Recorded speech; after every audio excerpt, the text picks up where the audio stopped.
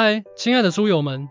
欢迎来到书海时光，一个为你每日推荐好书的心灵驿站。赶快关注我们，一起畅游书海，让阅读点亮每一天的精彩。亲爱的观众朋友们，大家好，今天我将带领大家走进一部被誉为中国古典文学巅峰之作的奇书《金瓶梅》，而我们今天讨论的焦点是田小飞教授所著的《秋水堂论金瓶梅》。这本书不仅是对金瓶梅的深度解读，更是一部充满智慧与洞见的文学评论。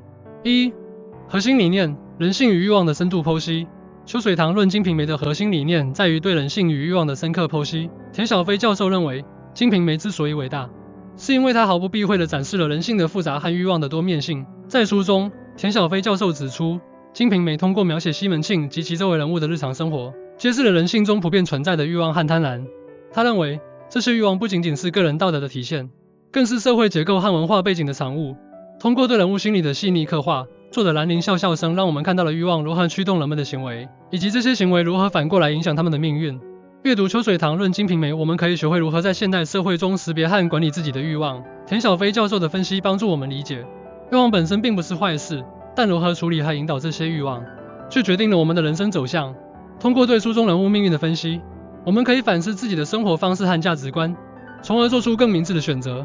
田小飞教授在书中引用了《金瓶梅》中的一段话：“酒色财气，人之大欲存焉。”这句话揭示了人类欲望的普遍性，也提醒我们，欲望是人生中不可避免的一部分，但如何面对和处理这些欲望，却是我们需要认真思考的问题。社会批判对明代社会的深刻揭示。《金瓶梅》不仅是一部关于个人欲望的作品，更是一部深刻的社会批判之作。田小飞教授指出，这部作品通过描写明代社会的种种弊端，揭示了权力和腐败对社会的影响。在书中，田小飞教授分析了《金瓶梅》对明代社会结构的批判。他指出，作品中的许多人物，如西门庆、潘金莲等，都是权力和金钱的奴隶。他们的行为不仅是个人的选择，更是社会环境的产物。通过对这些人物命运的描写，作者兰陵笑笑生揭示了权力和金钱如何腐蚀人性，以及社会的不公和不义。阅读《秋水堂论金瓶梅》，我们可以更好地理解社会结构对个人行为的影响。田小飞教授的分析帮助我们认识到，个人的命运往往受到社会环境的制约。通过对书中人物命运的分析，我们可以反思现代社会的种种问题，如权力腐败、贫富差距等，从而激发我们对社会公正的追求。书中有一段描写西门庆的奢华生活，西门庆的宅院雕梁画栋，金碧辉煌，恍如仙境。这段话不仅展示了西门庆的富有，更揭示了明代社会的奢华和腐败。通过这段描写，我们可以看到权力和金钱如何扭曲了人们的价值观。文学价值对传统文学的继承与创新。《金瓶梅》作为一部古典文学作品，其文学价值不容小觑。田小飞教授在《秋水堂论金瓶梅》中，深入探讨了这部作品的文学成就，以及他对传统文学的继承与创新。田小飞教授指出，《金瓶梅》在文学上的成就主要体现在以下几个方面。首先，他突破了传统文学的题材限制，将市井生活和社会底层人物纳入文学视野。其次，他在叙事结构上进行了创新，采用多线叙事的手法，使得故事更加丰富多彩。最后，他在人物塑造上独具匠心，通过细腻的心理描写，塑造了许多栩栩如生的人物形象。阅读《秋水堂论金瓶梅》，我们可以更好地欣赏《金瓶梅》的文学价值。田小飞教授的分析帮助我们理解，这部作品不仅在内容上具有开创性，在形式上也进行了大胆的尝试。通过对书中叙事手法和人物塑造的分析，我们可以学习到许多文学创作的技巧，从而提高自己的写作水平。书中有一段对潘金莲的描写，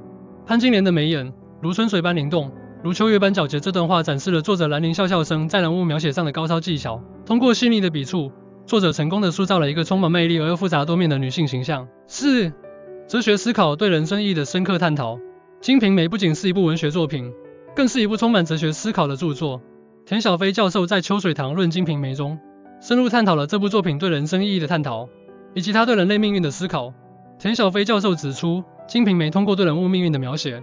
探讨了人生的意义和价值。他认为，作品中的许多人物如西门庆、潘金莲等，都在追求某种理想的生活，但他们的追求往往以悲剧告终。通过对这些人物命运的描写，作者兰陵笑笑生揭示了人生的无常和命运的无情。阅读《秋水堂论金瓶梅》，我们可以更好地思考人生的意义和价值。田小飞教授的分析帮助我们认识到，人生的幸福不在于追求外在的成功，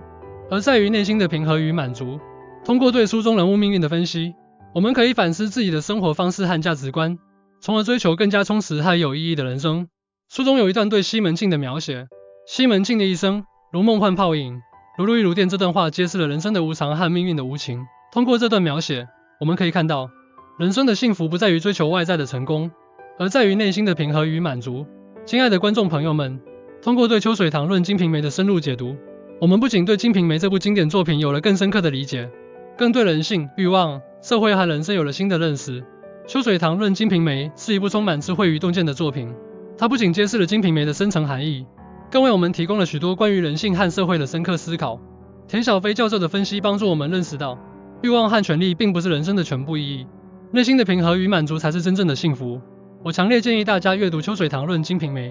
并从中汲取智慧和力量。无论你是文学爱好者，还是对人性和社会问题感兴趣的读者，这本书都会给你带来深刻的启示和思考。让我们一起走进秋水堂论《金瓶梅》的世界，去探索人性的深度，去思考人生的意义。正如田小飞教授所说，阅读《金瓶梅》不仅是阅读一部文学作品，更是阅读我们自己，让我们在阅读中找到属于自己的答案。谢谢大家的聆听，希望你们喜欢今天的介绍，并从中受益。